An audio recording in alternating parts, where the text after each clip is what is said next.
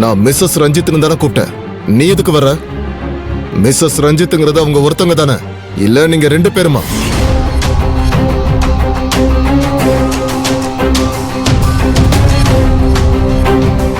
உங்களை மாதிரியே எல்லாரையும் கேவலமா நினைச்சா எப்படி சார்? ரஞ்சித் சார் எனக்கு அண்ணன் மாதிரி, அதனால சுப்புலட்சுமி அக்கா கூட நானும் இருப்பேன். நீங்க இந்த சட்டப்படி தடுக்க முடியாது. இறந்து போன ரஞ்சித்தோட ஒய்ஃப் கிட்ட நான் பர்சனலா சில கேள்விகள் கேட்கணும்னு நினைக்கிறேன். அதுக்கு இடைஞ்சல் கொடுக்கறது சட்டப்படி குற்றம்னு உனக்கு தெரியுமா? உங்க எல்லாரையும் பார்த்து சுப்புலட்சுமி அக்கா ரொம்ப பயப்படுறாங்க, அதனால நானும் அவங்க கூட வருவேன். அது கூடாதுன்னு நீங்க சொன்னீங்கன்னா எங்க வக்கீல வேணா நாங்க வர சொல்றோம். அப்புறம் எதுவா இருந்தாலும் அதுக்கப்புறம் விசாரிச்சுக்கலாம். என்ன சொல்றீங்க? 2 பேரும் வாங்க. சார், பாப்பாவை பாத்துக்கோங்க. வாமா வா. வாங்கக்கா.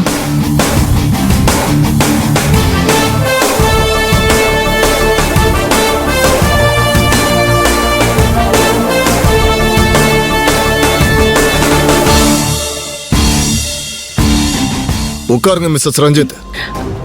இல்லைங்க, பரவாயில்ல, நான் இப்படியே நிக்கிறேன். நீங்க என்ன கேட்கணுமோ அத கடகடன்னு கேளுங்க. நான் மடமடன்னு பதில் சொல்லிட்டு போயிடுறேன்.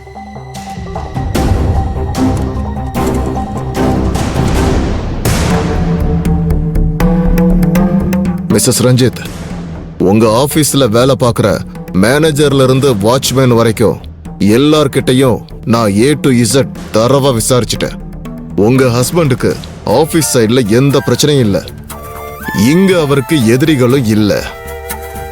தட் மீன்ஸ் அவருக்கு பர்சனல் லைஃப்ல தான் ஏதோ பிரச்சனை இருந்திருக்கு. உங்க கிட்ட தான் ஏதோ பிரச்சனை இருந்திருக்கு.